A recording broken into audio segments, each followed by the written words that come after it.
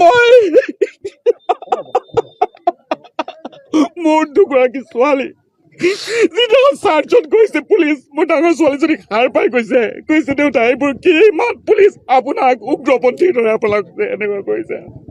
মই কৈছো নহয়, তেওঁলোক মোৰ বন্ধু হয়, কিবা নিউজৰ কামত আহিছে, মই তেওঁলোকৰ লগত নিউজৰ কামত আছো।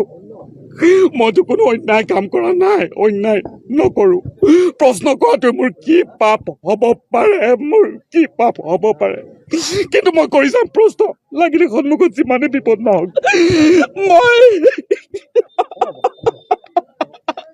মোৰ দুগৰাকী ছোৱালী যিদিনাখন চাৰ্চত গৈছে পুলিচ, মোৰ ডাঙৰ ছোৱালীজনীক সাৰ পাই কৈছে দেউতা এইবোৰ কি ইমান পুলিচ আপোনাক উগ্ৰপন্থীৰ দৰে আপোনাক এনেকুৱা কৰিছে। মই কৈছো নহয়, তেওঁলোক মোৰ বন্ধু হয়, কিবা নিউজৰ কামত আহিছে, মই তেওঁলোকৰ লগত নিউজৰ কামত আছো। মইতো কোনো অন্যায় কাম কৰা নাই, অন্যায় নকৰো। প্ৰশ্ন কৰাটো মোৰ কি পাপ হব পাৰে, মোৰ কি পাপ হব পাৰে, কিন্তু মই কৰি যাম প্ৰশ্ন, লাগিলে সন্মুখত যিমানে বিপদ নহওক।